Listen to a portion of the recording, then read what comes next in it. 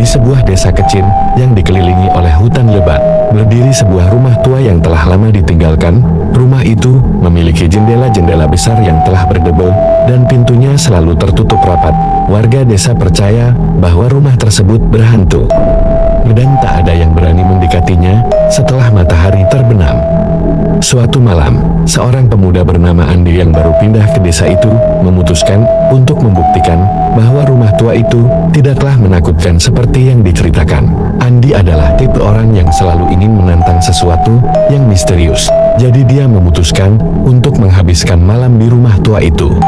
Andi membawa senter, beberapa camilan, dan ponsel untuk merekam pengalamannya. Dia tiba di depan rumah tua itu sekitar pukul 9 malam. Setelah mengumpulkan keberaniannya, dia mendorong pintu yang berat dan berderit untuk masuk ke dalam. Rumah itu gelap dan berdebu, udara di dalamnya terasa lembab dan dingin. Andi menyalakan senter dan mulai menjelajahi ruangan demi ruangan. Dia melihat perabotan tua yang rusak, lukisan-lukisan usang yang tergantung di dinding, dan karpet yang telah menjadi sarang tikus. Saat dia memasuki ruang tamu, dia mendengar suara langkah kaki di atasnya. Andi terkejut dan berteriak, "Siapa di sana?" Tidak ada jawaban, hanya suara angin yang bergesir melalui celah-celah jendela. Andi mencoba meyakinkan dirinya bahwa itu hanyalah suara kayu yang tua yang mengeluarkan bunyi karena angin. Namun, saat dia melangkah ke arah tangga, suara langkah kaki itu semakin keras. Sepertinya ada seseorang atau sesuatu yang sedang bergerak di lantai atas. Dengan hati-hati, Andi menaiki tangga. Setiap anak tangga berderit saat dia melangkah. Saat dia mencapai lantai atas, dia merasakan hawa dingin yang membuat kulitnya merinding. Koridor di lantai atas gelap gulita, hanya diterangi oleh senter yang dibawanya. Saat dia berjalan di sepanjang koridor, dia melihat pintu-pintu kamar yang sebagian terbuka. Setiap kali dia melewati pintu yang terbuka, dia merasa seperti ada mata yang mengawasinya dari dalam kegelapan. Akhirnya, Andi tiba di ujung koridor, di mana ada sebuah pintu besar yang tertutup rapat. Dia merasakan sesuatu yang aneh dari balik pintu itu, seolah-olah ada energi gelap yang menyerap cahaya dari senter. Namun, karena keberaniannya, dia membuka pintu tersebut. Saat pintu terbuka, senter Andi tiba-tiba padam. Dia mencoba menghidupkannya kembali, tapi tidak berhasil. Dalam kegelapan total, dia merasakan sesuatu yang lembut menyentuh lengannya.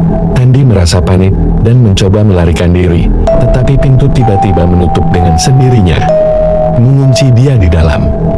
Terperangkap dalam kegelapan, Andi mendengar suara berbisik yang mengerikan, seperti suara hantu yang meminta tolong. Tapi suara itu datang dari mana-mana, seolah-olah rumah itu hidup dan berbicara kepadanya. Andi berteriak minta tolong, tapi tak ada yang mendengarnya. Di desa itu, orang-orang tidak pernah melihat Andi lagi. Rumah tua di tepi hutan tetap berdiri dalam kegelapan, menyimpan rahasia yang tak seorang pun berani ungkapkan. Orang-orang desa kembali mengunci pintu dan jendela setiap malam, berharap bahwa roh-roh yang menghuni rumah tua itu tidak akan datang mengetuk pintu mereka. Beberapa minggu telah berlalu sejak hilangnya Andi, namun misteri rumah tua di tepi hutan masih menyelimuti desa kecil itu. Warga desa menjadi lebih waspada dan memilih untuk tidak membicarakan kejadian tersebut, seolah-olah menghindari masalah bisa melindungi mereka dari bahaya. Namun, rasa ingin tahu seorang wanita muda bernama Siska tidak bisa dihentikan begitu saja.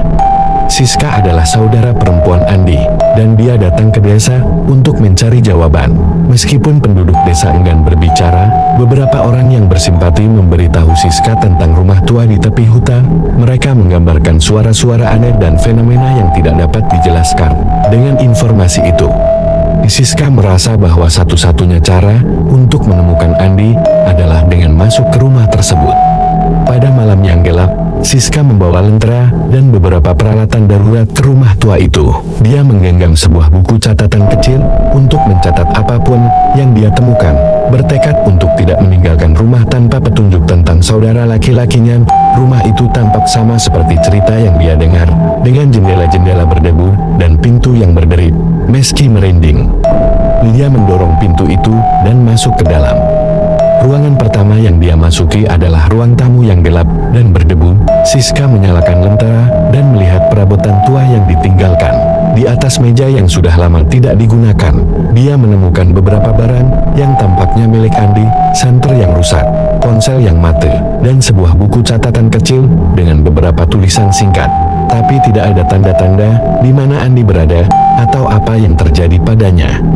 Siska melanjutkan pencarian ke lantai atas, di mana dia mendengar suara-suara anak yang membuat hatinya berdebar kencang. Setiap langkah di tangga menghasilkan bunyi yang mengerikan, dan kegelapan di sekitarnya tampak semakin pekat. Saat dia mencapai koridor atas, dia merasakan hawa dingin yang menusuk tulang.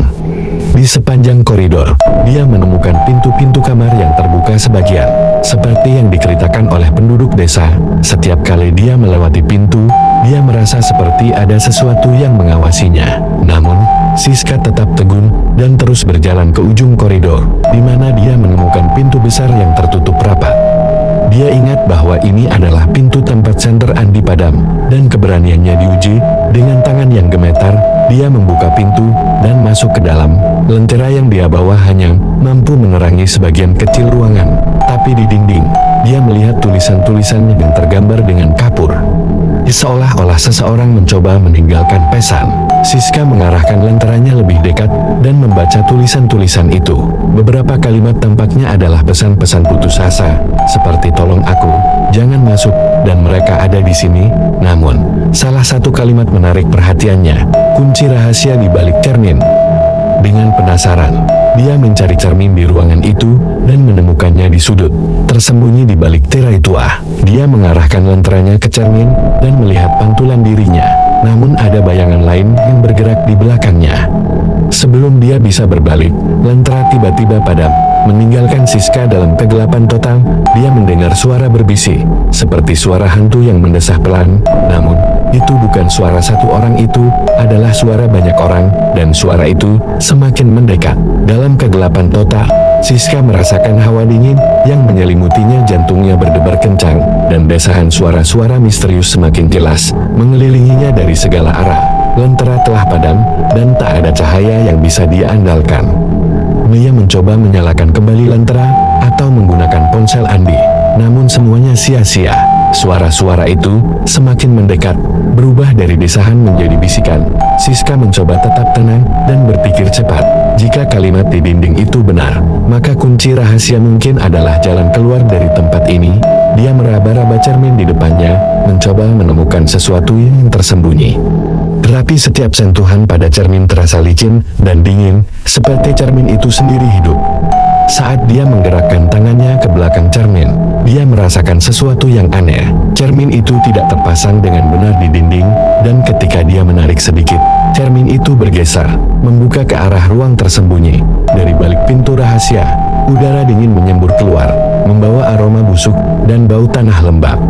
Namun, di dalam kegelapan itu, Siska melihat cahaya samar. Itu bukan cahaya lentera atau senter, melainkan cahaya kehijauan yang tampak mengambang di udara. Perlahan-lahan, dia melangkah masuk, mencoba mengabaikan suara-suara yang kini terdengar seperti jeritan teredan. Di dalam ruang tersembunyi itu, Siska menemukan sebuah tangga yang mengarah ke bawah tanah. Dia mengambil risiko dan memutuskan untuk turun. Tangga itu berderit dan terasa rapuh. Namun dia terus melangkah sampai dia mencapai lantai bawah. Saat dia tiba, dia menyadari bahwa dia berada di semacam ruang bawah tanah yang luas. Dinding-dindingnya penuh dengan koretan dan ukiran, menampilkan sosok-sosok misterius dan tanda-tanda aneh. Di tengah-tengah ruang bawah tanah itu, ada sebuah altar tua dengan lilin-lilin yang telah padam. Tapi yang membuat Siska terkejut adalah kehadiran sosok-sosok lain. Mereka tidak memiliki bentuk yang jelas, hanya bayangan-bayangan yang bergerak perlahan mengelilingi altar. Cahaya kehijauan datang dari titik-titik kecil di udara, yang tampaknya adalah sumber energi bagi makhluk-makhluk tersebut.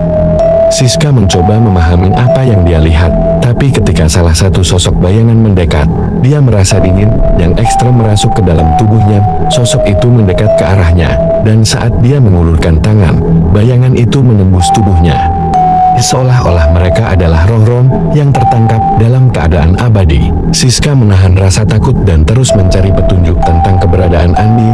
Dia melihat tumpukan buku-buku tua di dekat altar, dengan catatan-catatan tangan dan sketsa yang menunjukkan rumah tua dan hal-hal gaib. Saat dia memeriksa buku-buku itu, Dia menemukan foto Andi bersama beberapa orang yang tidak dikenalnya. Mereka tampaknya terlibat dalam semacam ritual yang terjadi di rumah tua ini, dan Andi berdiri di tengah mereka dengan tatapan kosong. Siska memahami bahwa rumah ini memiliki rahasia gelap yang melibatkan semacam ritual kuno, dan roh-roh yang terjebak di sini adalah hasil dari kesalahan masa lalu untuk membebaskan saudara laki-lakinya. Dia harus menghentikan ritual tersebut dan memecahkan kutukan yang mengunci roh-roh di dalam rumah ini. Namun, saat dia mencoba mengambil foto dan buku-buku itu, bayangan-bayangan di sekitarnya mulai menghilang, kembali ke dalam dinding, seolah-olah mereka dipanggil oleh sesuatu yang lebih kuat. Cahaya kehijauan meredup, dan suara jeritan semakin intensif. Siska tahu bahwa waktunya hampir habis, dan dia harus menemukan jalan keluar sebelum segalanya terlambat. Siska menggenggam erat buku-buku tua dan foto Andi saat dia berusaha mencari jalan keluar dari ruang bawah tanah. Cahaya kehijauan telah memudar, dan kegelapan kembali menguasai tempat itu. Bayangan-bayangan yang menghilang telah membuatnya merasa seperti ada sesuatu yang lebih besar dan lebih menakutkan yang sedang bangkit dari kegelapan. Siska menyalakan ponsel Andi untuk melihat apakah baterainya masih cukup untuk memberikan cahaya. Untungnya, layar menyala meskipun sangat redup. Dengan penerangan yang minim, dia melihat bahwa ruang bawah tanah itu lebih luas dari yang dia bayangkan. Di bagian ujung, ada pintu yang tampaknya mengarah ke lorong lain. Dia tahu bahwa hanya itu jalan keluar yang mungkin bisa dia coba. Siska bergerak perlahan melalui kegelapan, dengan ponsel sebagai sumber cahaya satu-satunya. Saat dia berjalan, dia mendengar suara-suara lain, seperti langkah kaki berat yang datang dari lorong yang lebih jauh. Semakin dia mendekati pintu, suara itu semakin keras, seolah-olah ada sesuatu yang sedang bergerak menuju ke arahnya. Dengan hati yang berdebar dan tubuh yang gemetar, Siska membuka pintu dan masuk ke dalam lorong. Lorong itu gelap dan panjang, dengan dinding-dinding batu yang lembab dan berlumut. Di ujung lorong, dia melihat cahaya remang-remang, tanda bahwa mungkin ada jalan keluar atau sumber cahaya alami. Namun, langkah kaki itu semakin dekat, dan dia merasa ada sesuatu yang mengikutinya. Siska berlari melewati lorong, mencoba mengikuti cahaya di ujung. Dia tahu bahwa satu-satunya cara untuk keluar dari rumah tua ini adalah dengan menemukan sumber cahaya tersebut. Namun, saat dia mendekat, dia mendengar suara aneh seperti seseorang berbisik namanya. Siska. Suara itu bergema di lorong, membuatnya berhenti dan melihat ke belakang. Saat dia melihat ke belakang, lorong tampak kosong, tapi bayangan-bayangan mulai muncul dari dinding-dinding batu. Mereka bergerak perlahan menuju ke arahnya dengan gerakan yang menyerupai tarian. Siska merasa bahwa waktu semakin mendesak. Jika dia tidak segera keluar, dia mungkin akan menjadi salah satu dari bayangan-bayangan itu. Dia terus berlari menuju cahaya, meskipun langkah kaki di belakangnya semakin keras. Saat dia mencapai ujung lorong, dia menemukan sebuah pintu besar yang terbuka ke arah luar. Cahaya yang dia lihat adalah cahaya bulan yang menerobos masuk. Namun, sebelum dia bisa keluar, pintu tiba-tiba tertutup dengan keras, mengunci dia di dalam lorong. Panik, Siska mencoba membuka pintu, tapi kunci di pintu tampaknya telah rusak. Dia mendengar langkah kaki di balik pintu, dan kemudian suara berbisik yang familiar. Suara Andi, "Jangan keluar." Suara itu memperingatkan. Namun, dia tahu bahwa dia tidak bisa tinggal di tempat ini lebih lama. Dia berusaha membuka pintu dengan kekuatan penuh, menggunakan buku-buku tua yang dia bawa untuk memukul kunci, tapi pintu itu tidak bergerak. Bayangan-bayangan semakin mendekat. Suara mereka berubah menjadi jeritan penuh kesakitan. Saat Siska mencoba sekali lagi, tiba-tiba tangan dingin mencengkeram bahunya. Dia menjerit dan berbalik, hanya untuk melihat wajah Andi yang tampak pucat dan penuh kegelapan. "Kamu tidak seharusnya di sini," kata Andi dengan suara datar. Siska berusaha memahami apa yang terjadi pada saudara laki-lakinya, tapi bayangan-bayangan semakin menutupinya, dan kegelapan mulai menelan ruang di sekitarnya. Pintu yang tertutup di hadapannya terasa semakin jauh, seolah-olah rumah itu sendiri berubah bentuk untuk menjebak mereka berdua. Ketika kegelapan akhirnya menelan mereka, satu-satunya hal yang tersisa hanyalah jeritan yang bergema di lorong jeritan yang akan terus berlanjut sampai ada yang datang untuk memecahkan misteri rumah tua di tepi hutan dan membebaskan roh-roh yang terperangkap di dalamnya. Malam itu, ketika kegelapan menelan lorong di bawah rumah tua, semua suara tiba-tiba lenyap. Seperti seseorang yang menekan tombol mute pada dunia, keheningan mendominasi. Tidak ada langkah kaki, tidak ada jeritan, hanya hening. Beberapa minggu berlalu, dan desa kembali ke keadaan semula. Warga desa tidak lagi membicarakan rumah tua, atau misteri yang menyelimutinya. Mereka yang melihat bayangan dari sudut mata memilih untuk mengabaikannya. Namun, ketenangan yang tampak itu hanya ilusi sebuah upaya untuk menutupi rahasia yang lebih dalam. Ada seorang pria bernama Pak Budi, mantan penjaga rumah tua itu. Ia tahu lebih banyak tentang rumah tersebut daripada siapapun di desa. Dia pernah mendengar cerita tentang ritual-ritual aneh dan roh-roh yang tak tenang, meski dia tak pernah menyaksikan langsung. Dia merasa bertanggung jawab untuk menyelidiki apa yang terjadi pada Andi dan Siska. Pak Budi membawa lentera dan beberapa alat untuk membuka kunci. Dia tahu bahwa pintu-pintu di rumah tua itu tidak selalu ingin terbuka. Saat dia mendekati rumah tua, dia merasakan angin dingin yang membuat kulitnya merinding. Meskipun sudah tua, Pak Budi masih memiliki keberanian dan tekad yang kuat. Dia masuk melalui pintu depan yang berderi, lalu turun ke lorong bawah tanah. Ketika dia sampai di ujung lorong, dia melihat pintu besar yang tertutup rapat. Pintu ini terasa berbeda, seolah-olah kegelapan memancar darinya. Dia mencoba membuka kunci dengan alat yang dia bawa, tapi pintu itu tidak mau bergerak. Saat dia mencoba mendorong pintu dengan paksa, suara berbisik mulai terdengar di sekelilingnya. Berbisik pelan, namun jelas. Suara-suara itu mulai memanggil namanya, Budi. Suara itu seolah datang dari setiap sudut ruangan. Pak Budi menggigil, tetapi dia tidak bisa mundur sekarang. Dia tahu bahwa dia harus menemukan kebenaran. Dia mencoba sekali lagi membuka pintu, kali ini dengan lebih banyak kekuatan. Ketika pintu akhirnya terbuka, angin dingin menyapu masuk, membuat lentera yang dia bawa hampir padam. Di dalam, dia menemukan lorong panjang yang tampaknya tidak berujung, dengan bayangan-bayangan yang bergerak pelan di sepanjang dinding. Pak Budi terus berjalan, mengikuti lorong hingga dia tiba di ruang bawah tanah, dengan altar tua dan simbol-simbol aneh. Di altar, dia menemukan foto-foto dan buku-buku yang ditinggalkan oleh Siska. Dia melihat foto Andi bersama orang-orang yang tidak dikenalnya, dan dia mulai memahami bahwa ada sesuatu yang lebih gelap dan jahat yang terjadi di tempat ini. Namun, saat Pak Budi memeriksa altar, bayangan-bayangan mulai bergerak lebih cepat, seolah-olah kehadirannya telah membangunkan sesuatu yang selama ini terdiam. Tiba-tiba, dari kegelapan, muncul wajah-wajah yang mengerikan, penuh kebencian dan rasa sakit. Wajah-wajah itu tampak seperti sedang mencoba memberitahu sesuatu kepada Pak Budi. Pak Budi mundur perlahan, tetapi bayangan-bayangan terus mendekat. Dia merasakan hawa dingin menyelimuti tubuhnya, dan suara-suara yang berbisik berubah menjadi jeritan putus asa. Namun, di tengah semua itu, dia mendengar suara yang berbeda, suara seorang wanita. "Tolong bebaskan kami," suara itu berkata. Pak Budi tahu bahwa dia tidak bisa pergi tanpa menemukan kebenaran dan membawa kedamaian bagi roh-roh yang terperangkap. Dengan keberanian terakhir yang dia miliki, dia berdiri tegak dan mencoba berbicara dengan bayangan-bayangan itu. "Apa yang kalian inginkan? Bagaimana aku bisa membantu?" Tetapi sebelum dia bisa mendapatkan jawaban, kegelapan mengalir seperti kabut, menutupinya. Dalam sekejap, dunia menjadi hening lagi, dan Pak Budi menghilang tanpa jejak.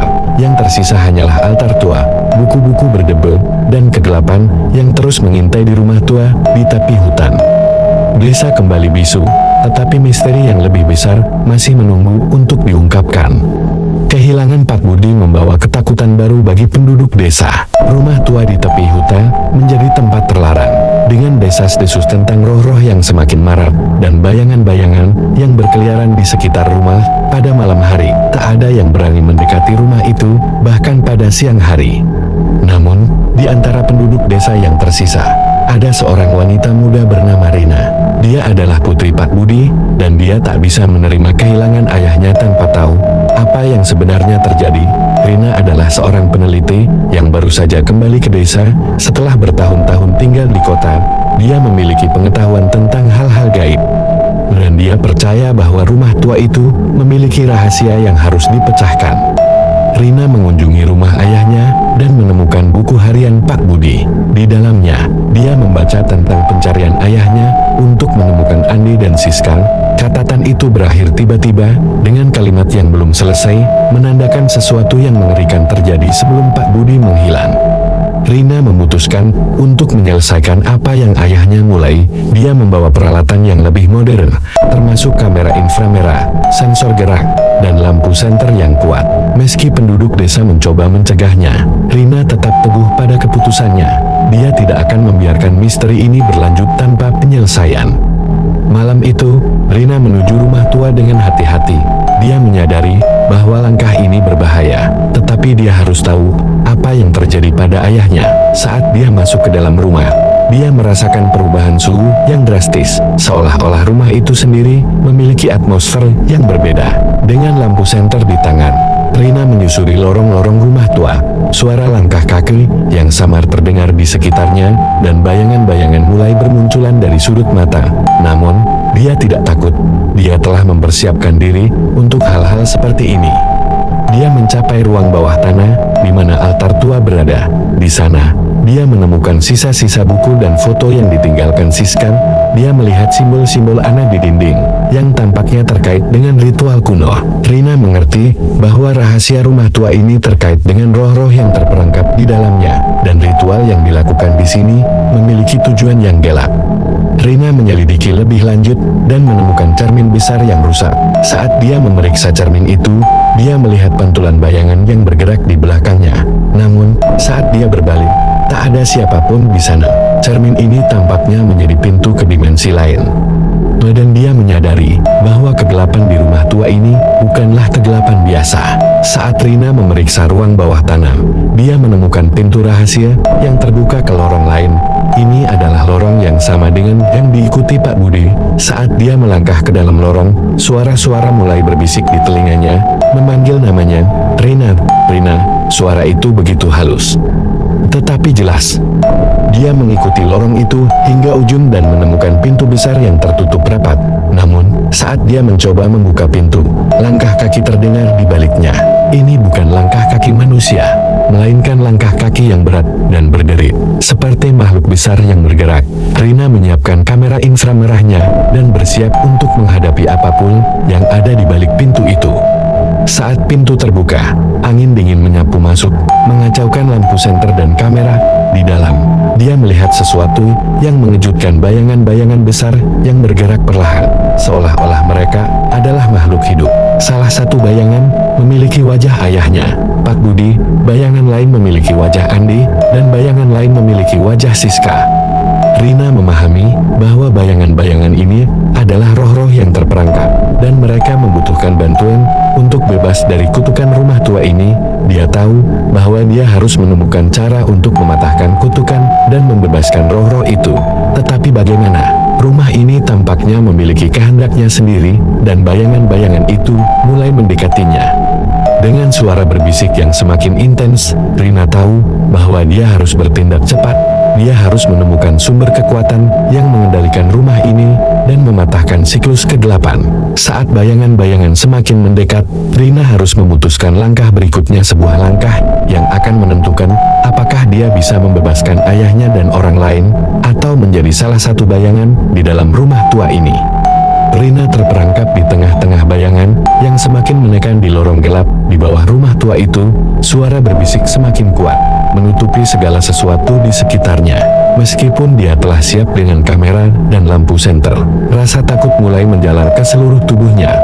Namun, tekad untuk menemukan ayahnya dan memecahkan misteri ini jauh lebih kuat. Bayangan-bayangan itu mendekat, bergerak dengan cara yang tidak alami, seolah-olah mereka bukan hanya refleksi, tetapi entitas hidup yang tersiksa. Salah satu bayangan yang tampak seperti Pak Budi melangkah maju. Matanya terlihat kosong, tapi ada rasa sakit yang dalam di wajahnya. Rina, suaranya serak dan nyaris tak terdengar. Kamu tidak seharusnya berada di sini. Rumah ini tidak akan membiarkanmu keluar. Rina merasa ada sesuatu yang ingin disampaikan oleh ayahnya, tapi dia tidak tahu bagaimana memahaminya. Dia mencoba mendekat, tapi bayangan-bayangan lainnya mulai bergerak lebih cepat, membentuk dinding kegelapan di sekelilingnya. Mereka berdesakan, seperti mencoba mendorongnya ke dalam inti kegelapan di ujung lorong.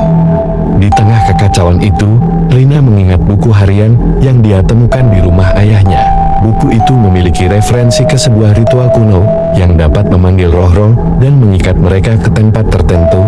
Ada catatan tentang cara mematahkan kutukan, tetapi hanya sedikit detail yang jelas. Salah satu petunjuknya adalah mencari simbol kuno di altar dan mengikuti petunjuk yang tertera di sana. Rina bergerak dengan cepat, mencoba melewati bayangan-bayangan yang berdesakan. Dia kembali ke altar di ruang bawah tanah, di mana simbol-simbol misterius terukir di dinding.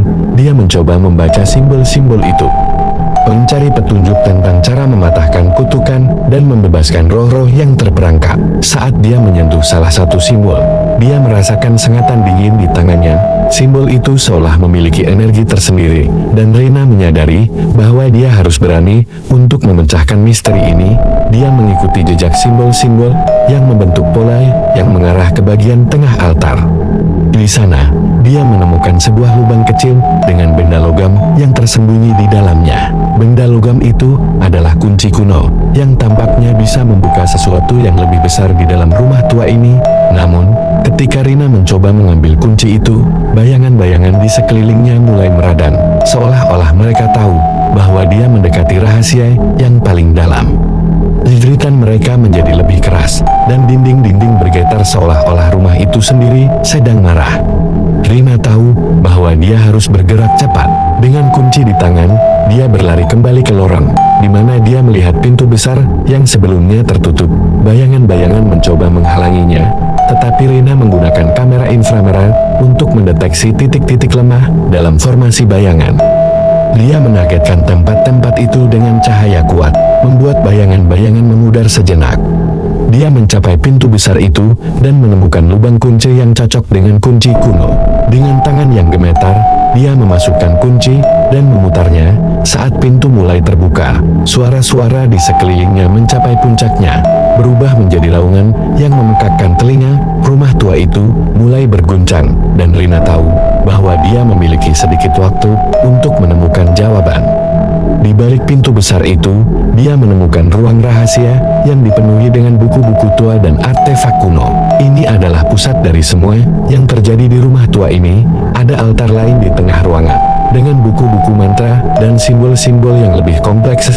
Di tengah altar, ada sebuah benda yang memancarkan cahaya merah, seolah-olah itu adalah inti dari kekuatan yang mengendalikan rumah ini. Rina tahu bahwa dia harus mematahkan sumber kekuatan ini untuk membebaskan roh-roh yang terperangkap. Tapi saat dia mendekat, bayangan-bayangan mulai kembali, bergerak lebih cepat dan lebih agresif, seolah-olah mereka berusaha melindungi inti kekuatan ini. Di tengah kegelapan dan kekacauan, Rina menyadari bahwa dia harus membuat pilihan, mematahkan inti kekuatan dan membebaskan roh-roh yang terperangkap, atau mundur dan menyelamatkan dirinya sendiri. Namun, dia tahu bahwa ayahnya tidak akan pernah melepaskan tugas ini tanpa memperjuangkan kebenaran. Dengan keberanian yang luar biasa, Rina mengangkat benda bercahaya itu dan memutuskan untuk menghancurkannya. Meskipun bayangan-bayangan tampaknya akan menyerang kapan saja, pilihan ini akan menentukan nasib semua orang yang terperangkap di rumah tua itu, termasuk ayahnya, Pak Budi. Saat Rina mengangkat benda bercahaya itu, seluruh ruangan mulai bergetar. Bayangan-bayangan bergerak cepat, meluncur melalui dinding dan lantai menuju altar. Suara jeritan mengerikan menggema di ruang bawah tanah, seolah-olah rumah tua itu sedang berteriak, mencoba mencegah tindakan Rina. Namun, dia tidak gentar. Dia tahu bahwa ini adalah satu-satunya cara untuk membebaskan ayahnya dan roh-roh lainnya. Saat bayangan-bayangan mulai merapat, Rina merasakan tekanan yang kuat, seperti angin topan yang menyedot udara dari paru-parunya. Tubuhnya seolah terikat oleh bayangan-bayangan itu, dan rasa dingin merambat ke seluruh tubuhnya. Tetapi, tekannya tetap kuat. Dia menggenggam benda bercahaya itu dengan lebih erat, memikirkan ayahnya dan semua orang yang terperangkap di rumah tua ini. Dengan kekuatan terakhir yang dia miliki, Rina melempar benda bercahaya itu ke lantai. Saat benda itu pecah, ledakan cahaya merah menyala menerangi seluruh ruang bawah tanah. Bayangan-bayangan berteriak dengan rasa sakit yang luar biasa. Tubuh mereka tampak hancur dalam kilatan cahaya jeritan-jeritan menghilang seketika, dan untuk sesaat, ada keheningan yang menakutkan. Ketika cahaya meredup, Rina melihat bahwa bayangan-bayangan telah lenyap. Ruang bawah tanah yang sebelumnya gelap kini tampak seperti ruangan biasa, meskipun masih ada sisa-sisa kekuatan gaib.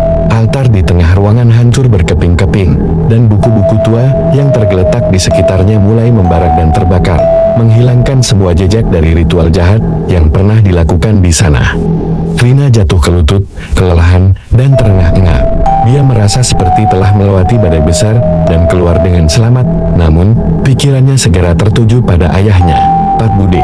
Dia bangkit dan berlari keluar dari ruang bawah tanah, melewati lorong gelap yang kini terasa lebih terang. Dia berharap bahwa mematahkan kutukan telah membebaskan ayahnya dan orang-orang lain yang terperangkap di rumah tua ini. Saat dia keluar dari rumah tua, dia melihat pemandangan yang mengejutkan. Rumah itu mulai runtuh, bata dan batu jatuh dari atap dan dinding, seolah-olah mematahkan kutukan telah memulai proses penghancuran tempat itu. Rina mundur dengan cepat, melihat rumah tua itu runtuh menjadi reruntuhan dalam hitungan detik. Namun, tidak ada tanda-tanda roh atau bayangan. Semuanya telah menghilang seiring dengan hancurnya rumah tua itu. Rina merasa lega, tetapi juga merasa kehilangan. Dia berharap bisa bertemu dengan ayahnya, bahkan jika hanya sebagai roh yang telah bebas. Tetapi kini, dengan rumah tua yang telah hancur, harapannya pudar. Rina duduk di tanah, merasa sendirian di malam yang gelap. Namun, saat dia mulai meratap, dia merasakan sentuhan lembut di bahunya. Dia berbalik dan melihat wajah ayahnya, Pak Budi, tersenyum dengan hangat. Pak Budi tidak lagi tampak seperti bayangan yang menyedihkan, melainkan seperti roh yang telah menemukan kedamaian.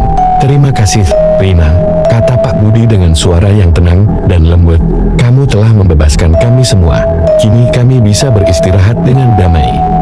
Rina merasa air mata mengalir di pipinya, tetapi dia tersenyum. Dia tahu bahwa meskipun dia tidak dapat bersama ayahnya dalam kehidupan ini, dia telah melakukan sesuatu yang benar. Dia telah mematahkan kutukan dan membebaskan roh-roh yang terperangkap, meskipun rumah tua itu telah runtuh. Misteri yang menyelimutinya telah terpecahkan. Saat Rina bangkit dan mulai berjalan kembali ke desa, dia merasa bahwa malam itu tidak lagi begitu gelap. Ada bintang-bintang yang bersinar terang, seolah-olah roh-roh yang telah bebas kini memberikan cahaya baru di langit malam. Rina tahu bahwa kisah ini telah berakhir. Tetapi dia tidak akan pernah melupakan rumah tua di tepi hutan dan semua rahasia yang pernah disimpannya. Setelah runtuhnya rumah tua, desa di tepi hutan berubah secara signifikan. Penduduk desa yang dulunya merasa takut dan tidak berani keluar malam, kini mulai merasa lebih bebas. Rina telah mematahkan kutukan yang menyelimuti rumah tua itu, dan bayangan-bayangan yang menghantui desa selama bertahun-tahun telah lenyap. Kehadiran roh-roh yang tenang menggantikan rasa takut dengan perasaan damai.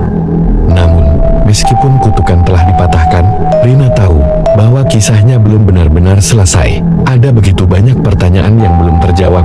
Bagaimana ritual jahat itu dimulai? Mengapa rumah tua di tepi hutan menjadi tempat roh-roh terperangkap? Rina merasa bahwa untuk memahami sepenuhnya apa yang terjadi, dia harus menelusuri lebih jauh ke masa lalu dan mencari tahu asal-usul rumah tua dan ritual yang dilakukan di sana. Rina mulai meneliti sejarah desa dan menemukan bahwa rumah tua itu pernah menjadi milik keluarga yang sangat kaya dan berpengaruh. Mereka memiliki kekuatan dan kekayaan, tetapi juga keinginan untuk mengendalikan alam gaib. Keluarga itu percaya bahwa mereka bisa mendapatkan kekuatan abadi dengan mengorbankan roh-roh tak berdosa. Rumah tua itu menjadi pusat ritual-ritual gelap.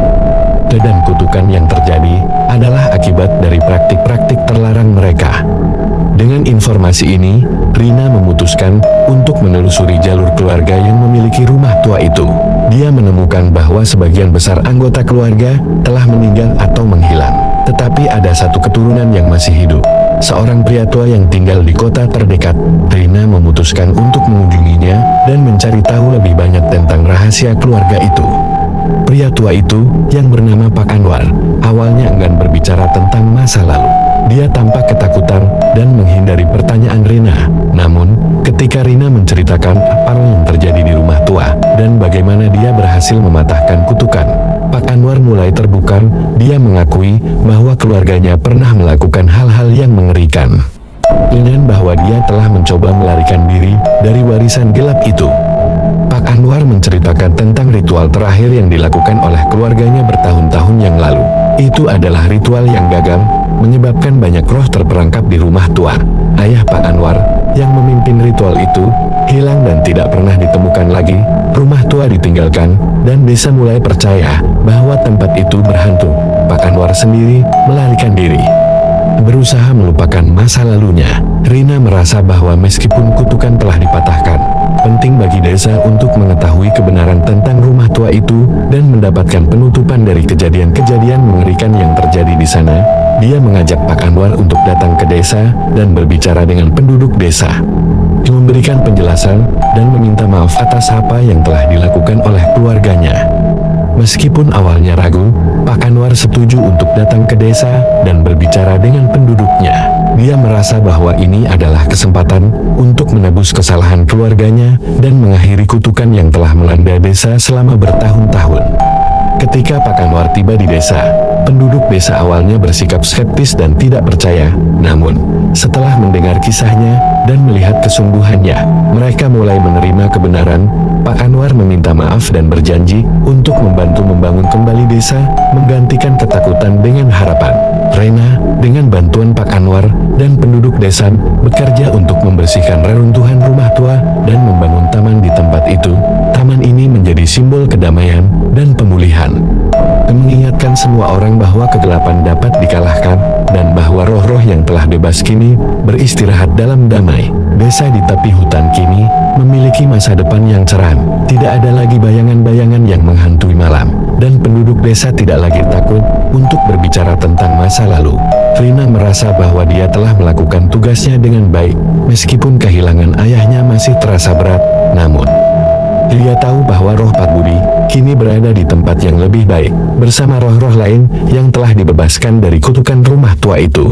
Taman yang dibangun di atas reruntuhan rumah tua menjadi tempat yang penuh dengan cahaya dan kehidupan. Rina tahu bahwa kisah ini akan selalu menjadi bagian dari sejarah desa. Tetapi dia berharap bahwa generasi mendatang akan mengingatnya sebagai kisah tentang keberanian, penebusan, dan cahaya yang muncul dari kegelapan.